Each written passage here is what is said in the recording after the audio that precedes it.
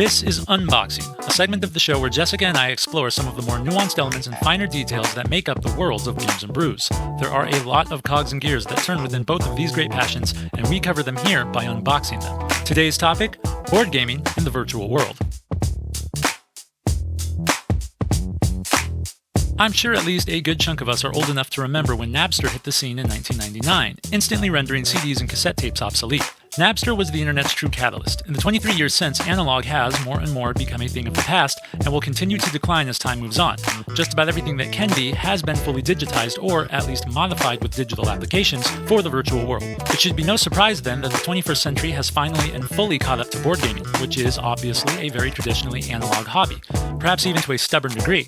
More and more, though, games are being released with an app to accompany them. Some games even have been modified to look more like a video game, which can be downloaded and played on your video game consoles.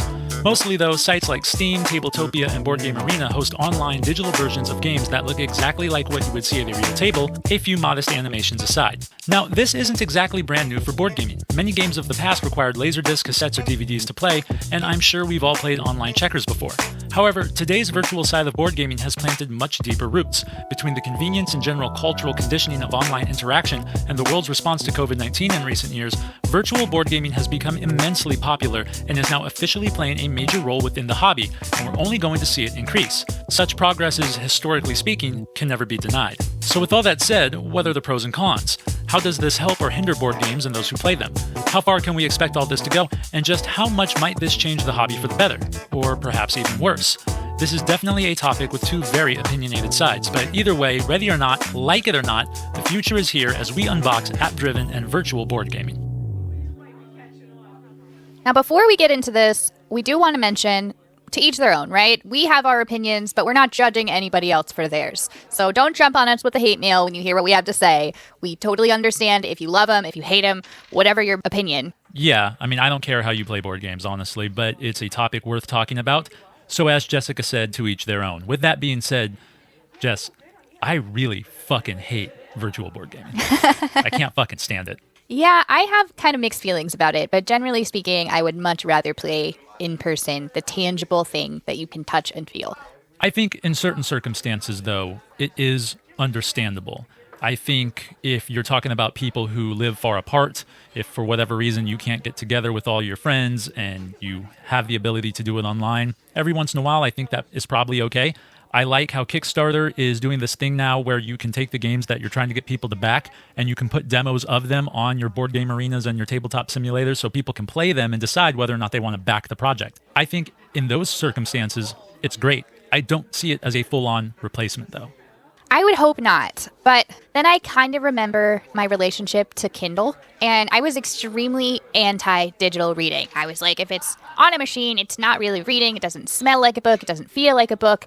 And then I had a wrist injury. I wasn't able to actually hold books because it hurt, and so I was gifted a Kindle, and now it's literally my entire library. I can't even fathom the idea of reading an actual book because I'm usually reading at night in bed. You're asleep. I don't want the light on. The Kindle has its own light source. It can hold 50 different books. And that's kind of a great idea if you think about like gaming. If you're going to go on a long trip and you have the option of carrying a huge suitcase full of games, or one little device that's got all your games on it, maybe at some point it might be worth it for the convenience factor? Well, we should definitely talk about the convenience because let's be real. Aside from the Kickstarter thing, which I mentioned, it might be a good, cheap way to get games to people. A lot of the cost in the board games has to do with shipping, especially right now. If you can just send someone the online specs of the game, there goes shipping, it's gone. All you have to do is download the game for the price of the game, I guess, $60 or whatever. And it may even make the games cheaper because if I don't have to go through manufacturing, I don't have to go through shipping, I mean, what's to keep the game $60 anymore, $80 anymore?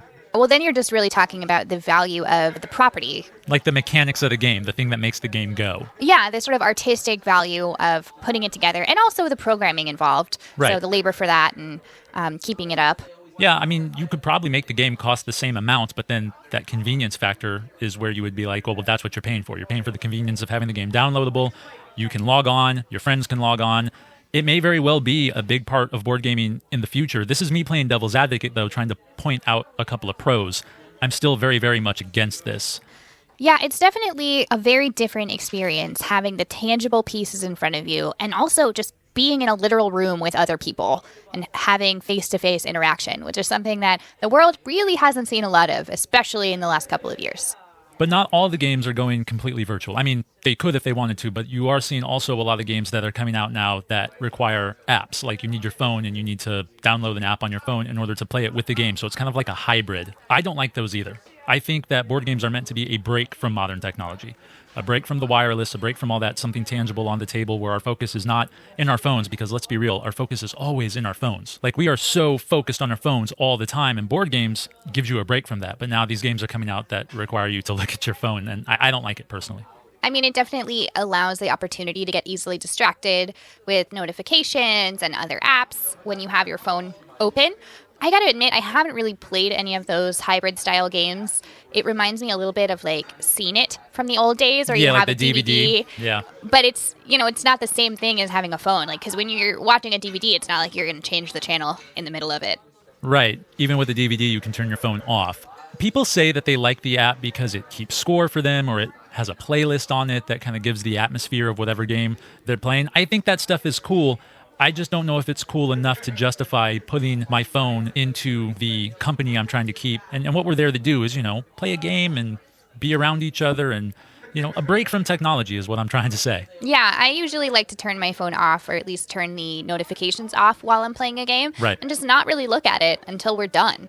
And like most things we talk about in this segment, I think there's a deeper reason why people do that and why they're so adverse to this modern technology and a rather analog hobby. Now, I know you said you haven't played a lot of games or any games that require an app. Have you played any of the ones that you can download on a video game console, like a Nintendo Switch or the PS, 5 now? Well, I looked a little bit at Root on the Switch, which I know you can talk more about because you actually played that one. Yeah. I played, I want to say like 2012-ish, I played Risk Factions on the Xbox. Did it look like the board game Risk, though? Because the one thing I will say about Tabletopia and other sites like that is they at least make the game look like the game. It's not supposed to be like the board game. It's got a lot of animation. It's got cute little characters. What I really enjoyed about that one is that, well, there's two things. Number one is, if you've never played Risk before, deciding where to put your initial troops, it just seems huge and overwhelming because you have no idea what you're doing. And you can actually have it randomly assign the initial troops for everybody, which is pretty cool. But also, Risk involves a lot of math, counting up, how many troops you have and when you're rolling the dice. And it did all of that for you, and it did it automatically. So it made the game a lot faster and a lot smoother and easier. So it was more like a video game, I would say, but still a video game of a board game, if that makes sense. That's the feeling I got when I downloaded Root, because I wanted to be prepared when we came to the table with this topic. I'd seen apps, I'd seen Tabletopia, I hadn't seen that. I bought Root for $20 on the Switch. Honestly, to me, it plays like a really shit RPG. Yeah, it kind of looked like a shitty RPG. That's the feel of it. And I think if you know how to play already and you just want something to pass the time, I think it might be okay, but I've never played Root before, so I didn't know what the cards do. It's really hard kind of navigating through the cards. You have to kind of do it in real time while you're trying to learn to play, and then you jump online to play with other people who know how to play. You don't. The tutorials don't make any sense to me, and so I just found it to be a really shitty RPG, which, there's a lot of those out there on video game systems already, and so that's the feel I got from it, so it just wasn't for me. I mean, that could just be that one game, but we did kind of look at a few other ones, and it seems like that's a similar trend. I would say the animation was a little cute, because Root is a cute game. Right. But it was also, I feel like aesthetically, it didn't really give the board game justice. No, not at all, especially when you know what the board looks like, which we did look up ourselves. It's on our to-buy list, so we know a little bit about it. So I think we've both made it pretty clear that this is not the way we like to play our board games. I want to explain why, and I want to piggyback off of something you said just a few minutes ago. People need tangible things. This is why I'm so adverse to the whole virtual board gaming thing. Board games are a very tangible hobby, not only in what you're doing, the board on the table and this and that, but in the company you keep. In order to play a board game, you have to be sitting next to other people. The whole idea with board games is to bring people physically together. Human beings need physical interaction. They need to actually be in a room with each other. They need to touch things and roll those dice and see the pieces move. It's all part of that experience, and that's something that virtual board gaming will never be able to replicate, ever. And I think that's probably the most important thing when it comes to board gaming, is that camaraderie. And so when you take that away, and this idea of people getting comfortable with this new, I can play it from my house and you can play it from your house and we don't have to come together anymore, you're missing the point entirely, I think. I think it's pretty amazing that the internet allows people to sort of be together in a sense when they're miles apart, even countries apart. And that's incredible. But at the same time, the science is there that when you spend too much time online in the digital, you lose touch with physical reality. And that's a really scary thought. I agree. It's a dangerous thing, honestly. And like you said, the research is there, especially when it comes to younger children. Online interaction and younger kids, they just don't mix. I mean, people in our generation, we kind of half grew up with it, half didn't grow up with it. Some people are okay. Some people are really screwed up. And a lot of that has to do with being so separated from reality. All digital and app-driven games really do is further that separation, especially when you consider that board games, again, are supposed to be a very tangible thing. It's like one of the last things, aside from maybe going out and throwing a football around or tossing a basketball around, that we still have that is completely tangible and analog. And I don't think taking it away does anyone any favors. I think with all new technology, it's a balance, right? We have a responsibility to use it responsibly, to not let ourselves get completely enveloped in it. And there's probably a time and place for digital board gaming. If your best friend moved across the world and you still want to be able to play a game with them, yeah, go ahead and do that. But if your entire board gaming experience is all online, you're missing out on a lot of really great social interaction. Yeah, time and place for everything. I would agree. I personally don't ever see a time or place for it. But again, to each their own. We're not here to tell people what to do. This is just the way we feel about it. I do think the separation from reality is a dangerous thing, though, and I will continue to push that as my opinion. And I'll be very hardcore about that. But people are hardcore about this topic anyway. If you go online, there are people who are like, this is it for me. I love this. I don't ever want to get back into a room with people again. And they have their own reasons for it. Sure, fine. But again, I think that's dangerous. I think removing ourselves from reality more so than we are already. I mean, everything's online now. Banking and even ordering plane tickets and all these things we used to have to do ourselves, push of a button now. Yeah, and I mean, it's gotten to the point, not that this is a new concept, but that people are afraid to do things in person or to even make a phone call because they have to actually speak out loud with their voice to another person. I mean, eventually we're going to stop procreating at this point, right? Like you have nobody's going outside. Right. How are you going to meet a potential partner if you're literally afraid to talk to other humans? And board games provide a good way to meet people and talk with them because you're sitting down at a table in a real space playing a real thing. You may not have anything in common, but you have this game in common. And you're able to play within the parameter of these specific rules. And from there, you can plant some pretty good roots and build friendships and, God knows what else. And that's a good thing. And again, virtual board gaming will never, ever replicate that. Not in a million years. However, it is the future.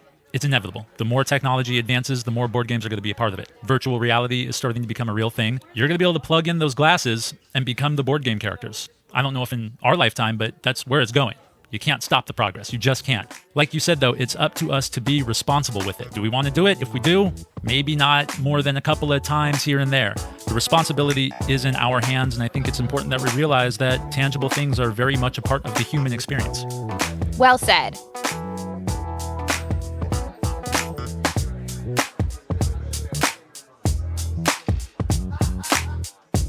That's all we have for today.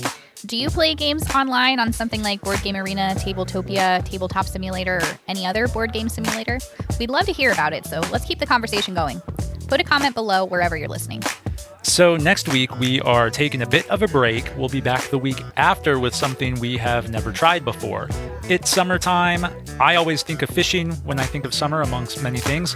And funny enough, one of the games we covered in our summertime special prompted us to do a whole thing on fishing games. That's why when we come back in 2 weeks, we'll be talking about both freshwater fly and cold water crown. We've never done this before. Pairing the games up, comparing, contrasting, seeing which one we like better. With 2 different games, we have 2 different brews. What are the 2 drinks you think of when you think of fishing? Coffee and beer. We're going to have both. Very excited about the episode we got coming up in 2 weeks. Yeah, really excited about that one. It's going to be a lot of fun. So make sure you check that one out. Also, subscribe, follow, do all the things. Leave us a 5-star review. As you've heard us say in the past, 5 stars is the only acceptable number of stars unless you're on some weird platform that has more than 5 stars total, in which case, obviously, the maximum is appropriate. Yes, and if there's one where they do less than 5 stars, I expect you to figure out a way to find the 5th star. Yes. Yeah, no breaks here. No, get it done. Get it done. All right, so we'll see you in 2 weeks. Until then, I'm Bryce. That's Jessica. You've been listening to the Game and Drink Connoisseurs podcast. We are your Game and Drink Connoisseurs, and we'll catch you next time. Bye-bye.